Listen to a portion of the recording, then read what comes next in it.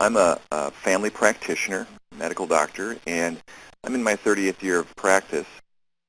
I did my training at the University of Illinois Abraham Lincoln School of Medicine in Chicago, and then specialized in family practice at the University of Cincinnati, in Cincinnati, Ohio.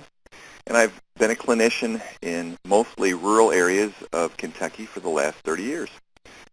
I have had experience in clinical research and some phase 2 and 3 FDA studies on pharmaceutical and non-pharmaceutical products. So that's been an intriguing area of my career. And I also have had training in functional medicine and have enjoyed sharing concepts and ideas with my patients about non-traditional or complementary and alternative treatments for various issues in health over the last 15 to 20 years.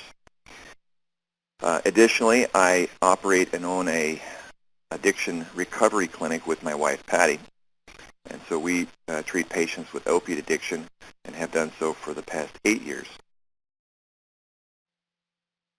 My introduction to the science of redox signaling began about 17 months ago. And it's really been an eye-opener and a way to kind of catch up on some of the basic sciences that we really don't apply in everyday medical practice. So as I brought myself up to speed, I realized that a whole lot had changed since the late 70s when I did my cell and molecular biology courses.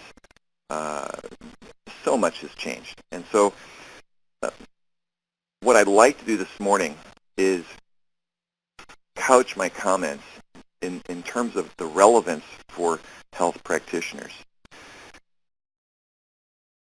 We in the healing sciences are acutely aware of the fact that our patients are arriving in our clinics with far more serious statuses of their health than even 10 years ago. People are coming with greater severity. They're coming in with multiple layered issues of problems. In essence, people are arriving in our clinics with metabolic or physiologic ages far beyond their chronologic years. So this complexity and severity of illnesses is making the road to recovery very, very challenging. And I talk to health practitioners on nearly a daily basis as we're all learning more and more about how to apply this new science of redox signaling in our day-to-day lives. And I hear this commonly, that there's at least a 10 or maybe 20% decrease in the effectiveness of our work in the last 5 years compared to even 15 years ago. So what about this new science of redox signaling? Where does this fit in, and what is it all about? This science represents the first new health technology in the last 30 years. If you stop and think about it, we began learning about vitamins and minerals that were more readily accessible in the forms of multivitamins and more natural applications of mineral supplementation for our bodies in the 60s. In the 70s and 80s, we began hearing this word antioxidants, and so we were exposed to various products like vitamin C or vitamin E. These products were up-regulating the production of our antioxidants. Then came along some of the juice products and other things that had a greater ORAC score, and they were doing a much more efficient job of increasing our production of our own endogenous antioxidants. And this is all very exciting. But really, since then, since the 70s or so, there's really been no new technologies. There's been just really refinement and tweaking of what we've already had. This area of redox signaling science is growing extremely rapidly because it applies to all aspects applies to plants. It applies to bacteria. It applies to our cells that are, more sophisticated and differentiated, the eukaryotic cells. And so because of this broad scope of applications of this new science, we've got exploding resources. There are journals and at least a half a dozen journals that are published on a monthly basis with original science being released on redox signaling, as well as multiple textbooks and conferences worldwide on the subject of antioxidants and redox signaling. So I believe, as does Dr. Samuelson, this technology is destined to fuel some of the greatest advances in science this century. So what I'd like to do is just kind of give an overview of this science and kind of where it applies. So this is the science of healing. Our body is always in the process of healing, and our capacity to heal really is the best way of describing what health is. So the cell is really the basic building block of life. Our cells in our body are diverse in nature and in their function, but they all share common operations. Cells all have a cell wall, a membrane that helps us transport food and nutrients inside and get waste materials out. Cells have complex communication systems that kind of can be compared to cell phones in a way, and these vital messages are sent from cell to cell and from system to system, crucial messages about the need for resources and the need for interaction and integration of our functions. Cells contain various organelles like our mitochondria, which are very, very important. The nucleus contains our genetic material, and the mitochondria, by the way, are the source of redox molecules in our cell. Mitochondria produce energy through the process of oxidative phosphorylation. And as we produce energy, the name for this energy is ATP, adenosine triphosphate.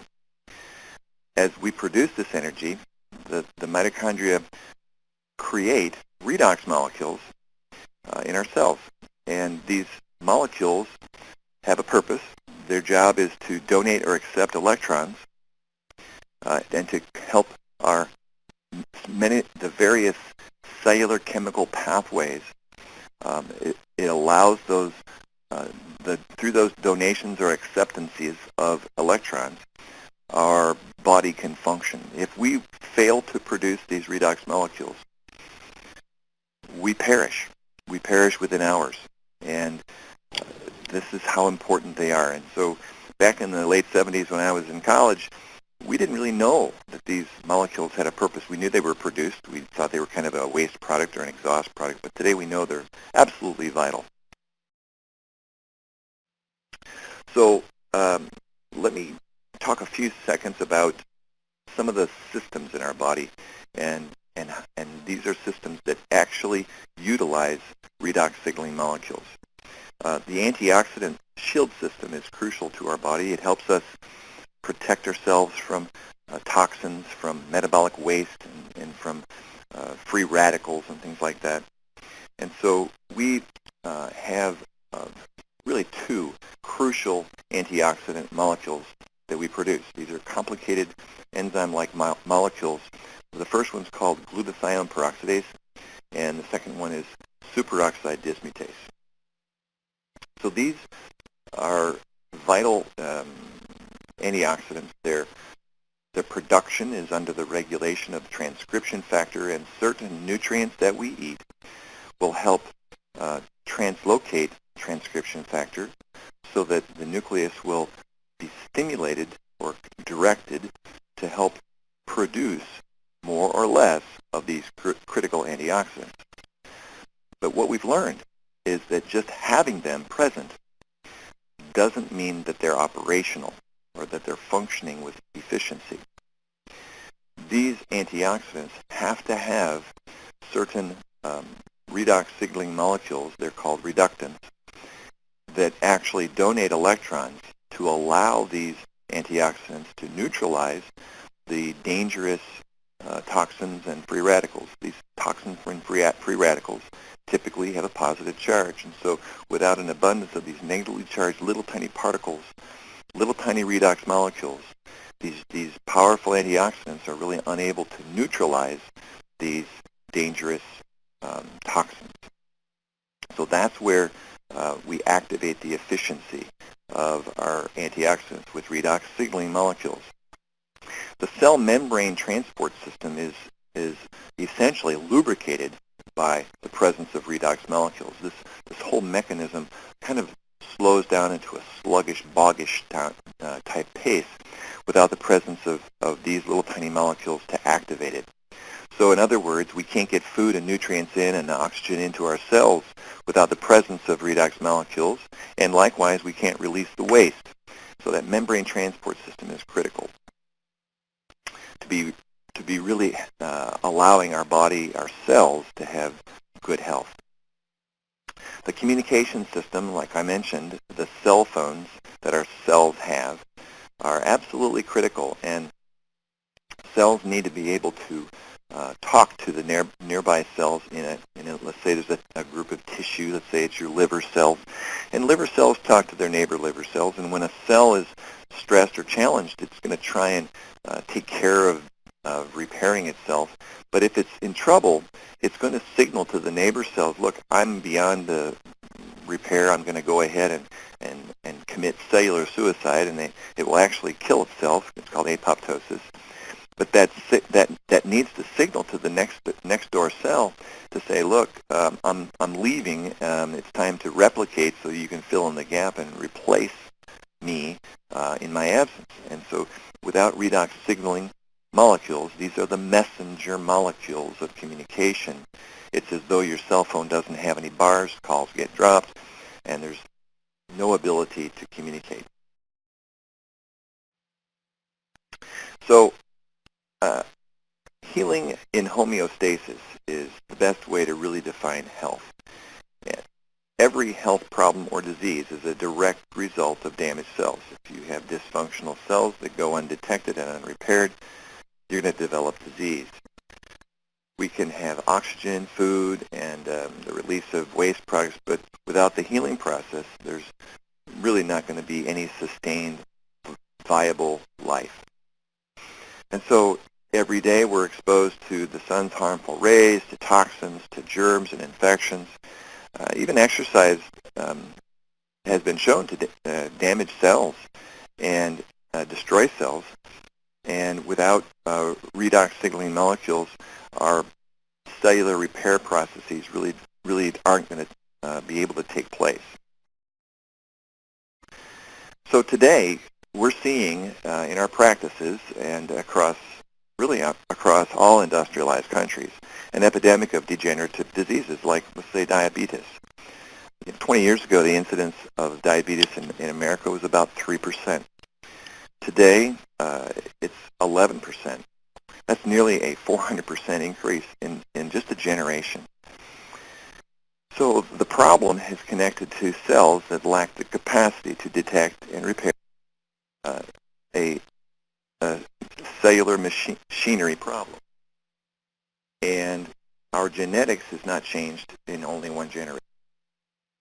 The problem is in our inability or our ability to adapt to the stresses at a cellular level.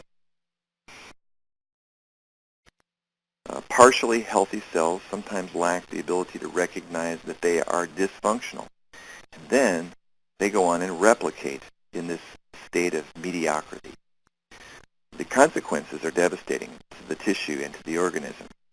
So redox signaling science is demonstrating that when there is the presence of balanced redox signaling molecules, this allows cells to detect and repair and replace themselves efficiently. So to kind of summarize, if we've got tissue that is not aware that it's out of balance and not functioning at peak efficiency because there's not enough messaging going on, those cells will go ahead and replace themselves and replicate, and that tissue will live on in this halfway functioning state of being.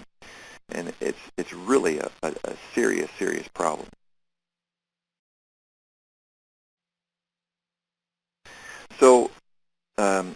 cells have a job in our body.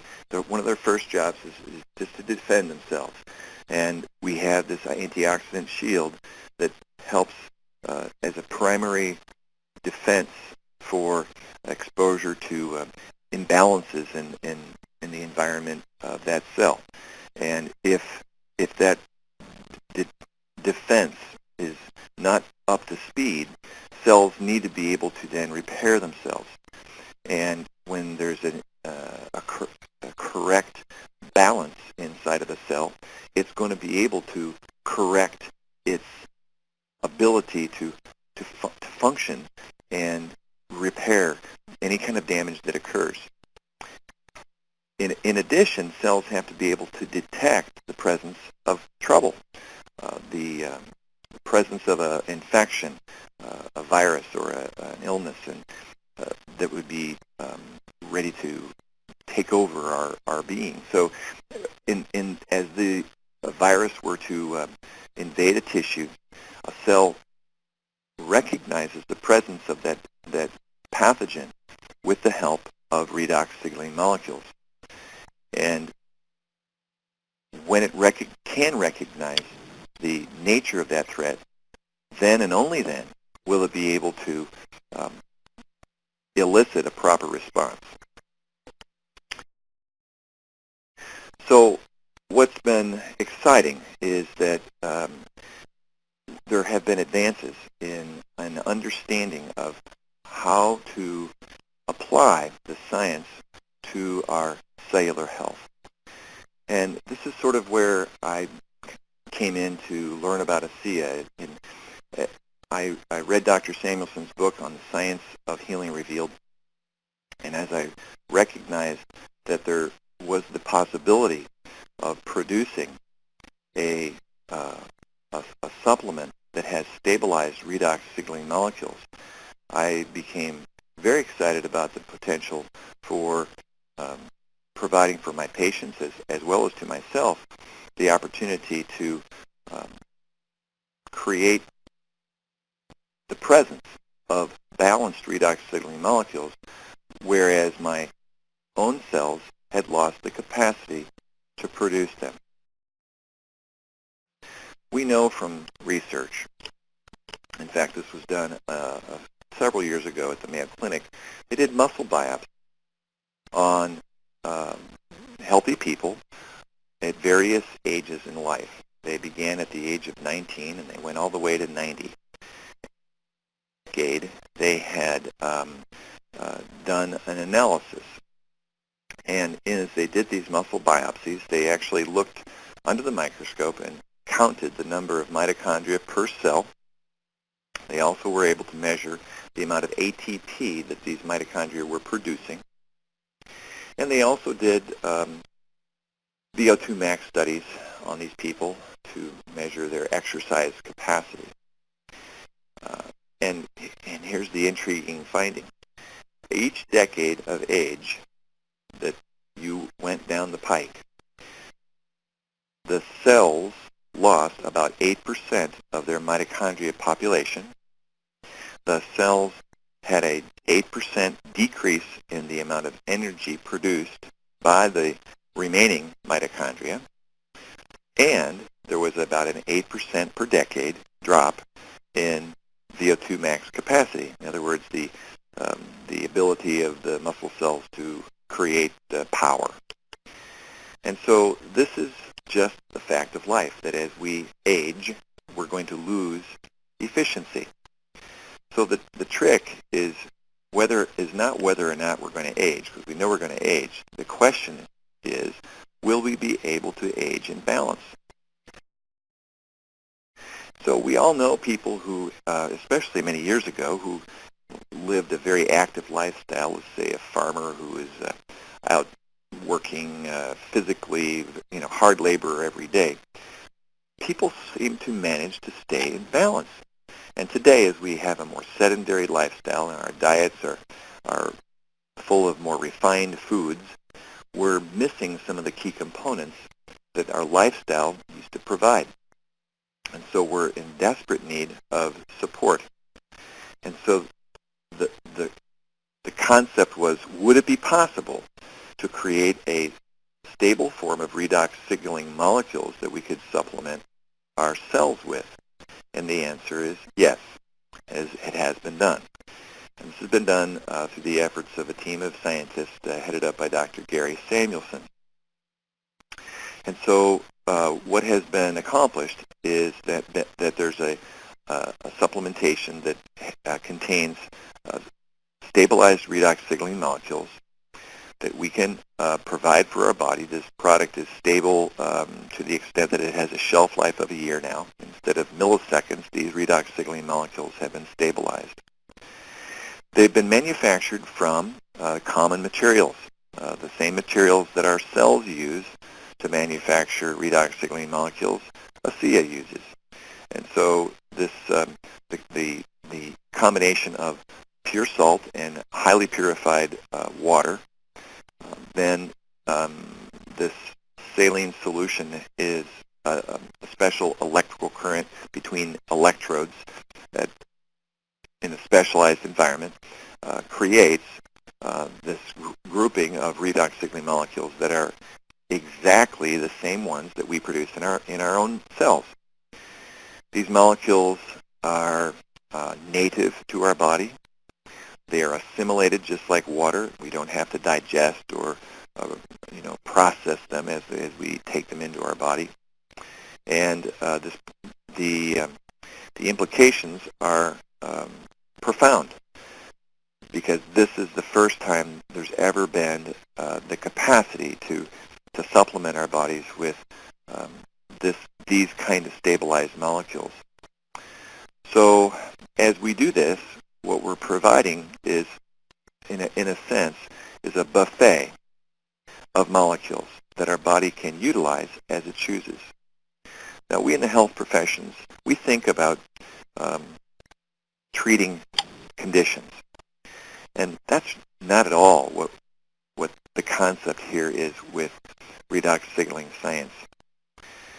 And it doesn't even, there's never been anything like this. This is what's so exciting. We think of the application of some sort of health treatment. Let's say it's a botanical or a nutritional supplement or a vitamin or whatever that's going to be taking a person from point A to point B. And so we want to go to a place where we're going to be moving in a specific direction to move us to balance. And this treatment or application is going to help correct and move our physiology in a more positive direction.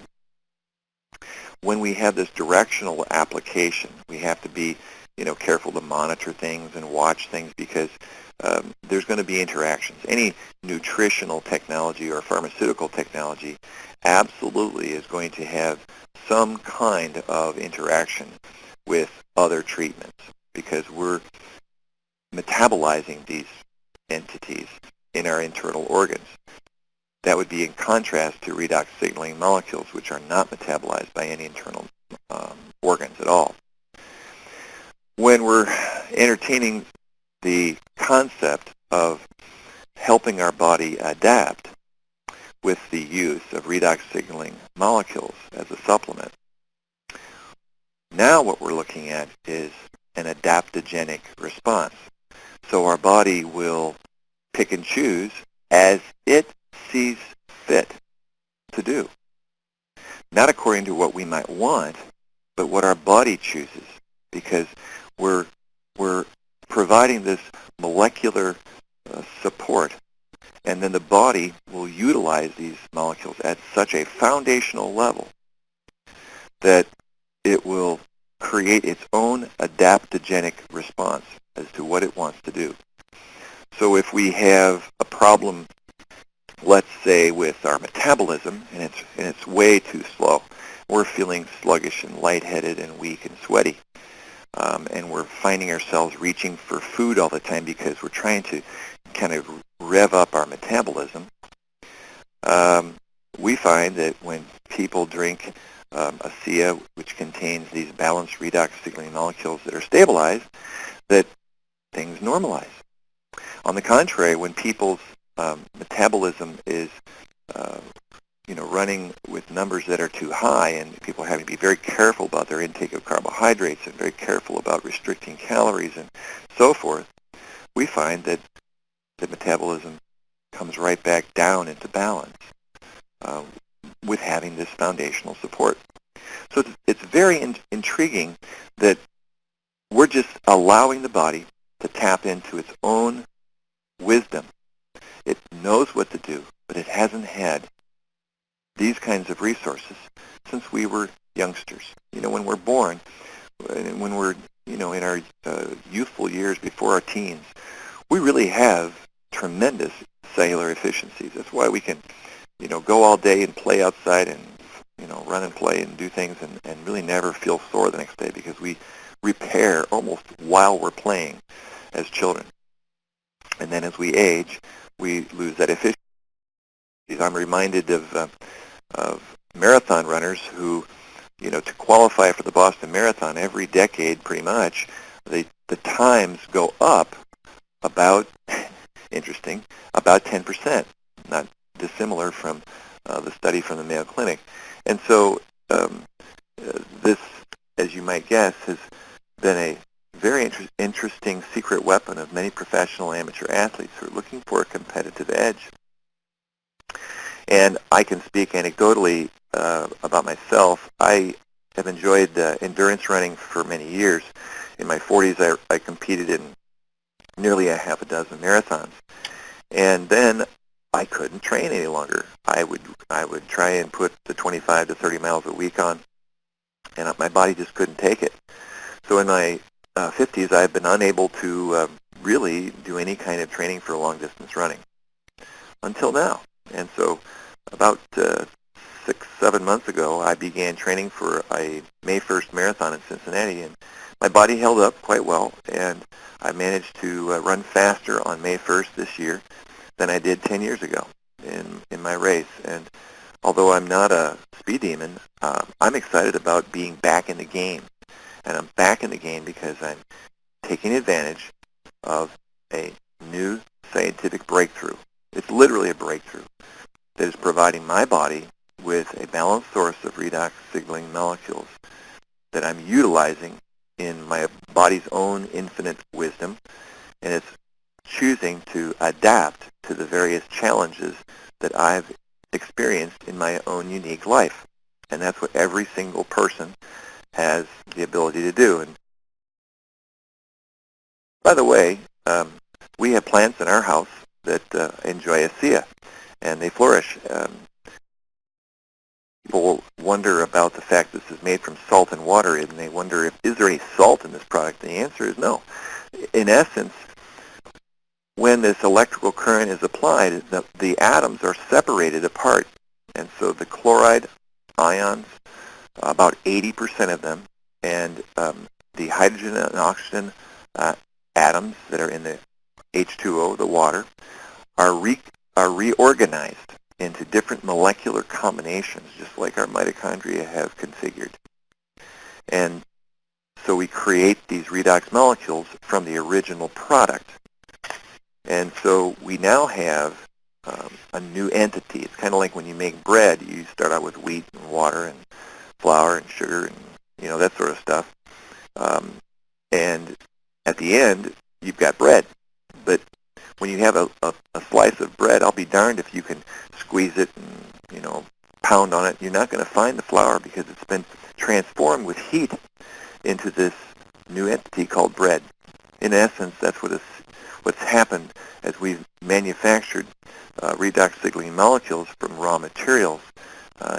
There's a tiny amount of sodium that is maintained in the product to create some electrical neutrality, and it's an insignificant amount of sodium.